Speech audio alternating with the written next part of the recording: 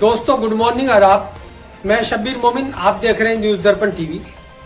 दोस्तों आज हिंदुस्तान की सियासत में एक तूफान, एक बवाल सा मचा हुआ है, जहां इंडिया गठबंधन और उसके नेताओं ने तो 14 टीवी एंकर्स को बाइकाट करने का ऐलान कर दिया है।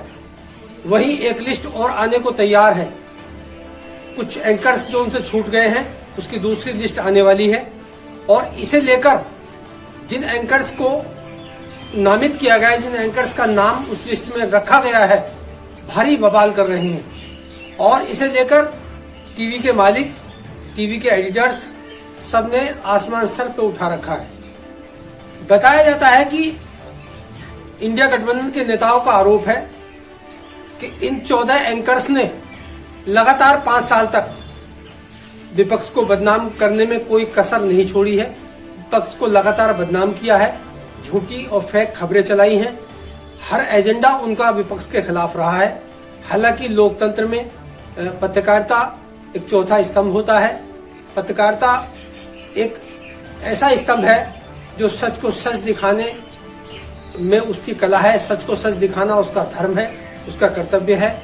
लेकिन नेताओं का ऐसा आरोप है कि इन 14 एंकर्स ने लगातार एक प्रोपेगेंडे के तहत विपक्ष को बदनाम करने की पूरी कोशिश की है। उसी के चलते अब चूंकि 2024 का चुनाव बहुत नजदीक है, उसका बिगुल लगभग बजने वाला है और सारे राजनीतिक पार्टियों ने इसके लिए कमर कस ली है, तैयार हैं, गठबंधन हो रहे हैं। प्रमुखता से 2 गठबंधन सामने उभर कर आए हैं। एक तो एनडीए गठबंधन, जिसमें 34 से 35 पार्टियां शामिल हैं जो बीजेपी के साथ है।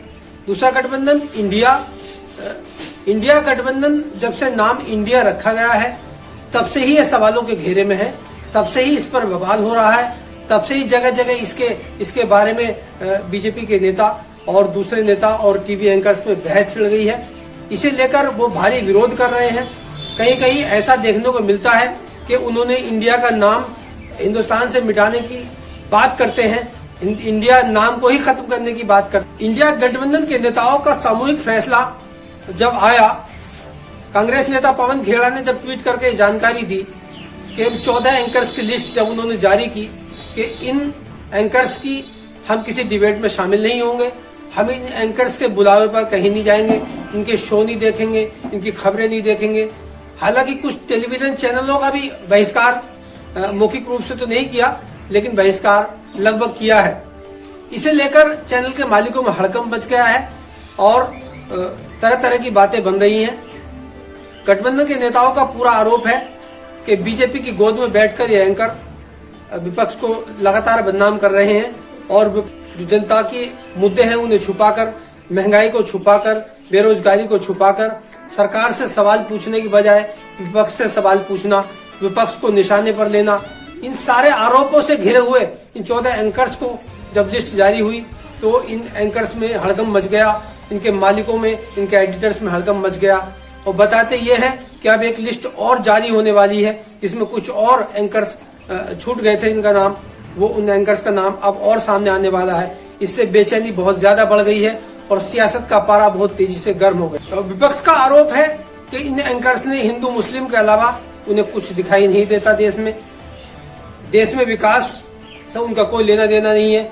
देश में धर्म जाति विपक्ष के खिलाफ भड़काना, इस तरह की गतिविधियों में लगातार ये एंकर शामिल रहे हैं। और राजनीतिक गलियारों में यह भी चर्चा है कि इंडिया गठबंधन का कुनबा और बड़ा होने वाला है। मायावती से लगातार बातचीत चल रही है। हालांकि मायावती ने पिछले दिनों कह दिया था, साफ कर दिया था कि हम किसी गठबंधन के साथ नहीं जाएंगे, लेकिन अंदर के सूत्र ये बताते हैं कि मायावती से लगातार गठबंधन के लोग संपर्क में हैं और बातचीत चल रही है। उधर कांग्रेस भी अपने कुनबे को बड़ा करना चाहती है और कांग्रेस ने उधर राहुल गांधी पदयात्रा पर चल रहे हैं, पदयात्रा कर रहे हैं।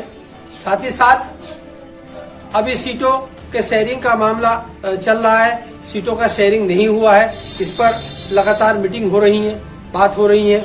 इंडिया गठबंधन इस सारे कदम से सरकार घबराई हुई है। सरकार समझ रही है कि अब की बार मोदी सरकार का नारा नहीं चलेगा, अब की बार विकास का नारा चलने वाला है। दोस्तों एक खबर आजकल मीडिया में बहुत ज्यादा और चल रही है हरदीप सिंह निज्जर को लेकर। हरदीप सिंह निज्जर क्या है, कौन है?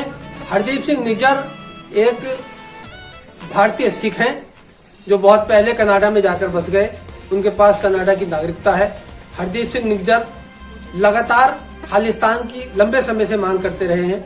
हरदीप सिंह निज्जर ने एक अपना संगठन बनाया, हालांकि बहुत से लोग उनके संगठन में हैं।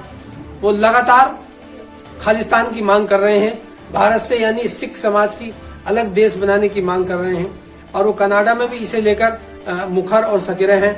और लगातार कनाडा और ये संगठन कई देशों में लगातार काम कर रहा है। और इसके साथ ही साथ जून 2023 में कुछ नकाबपोश लोगों ने कनाडा के अंदर उनकी गोली मारकर हत्या कर दी, और इस हत्या को लेकर कनाडा सरकार चिंतित है।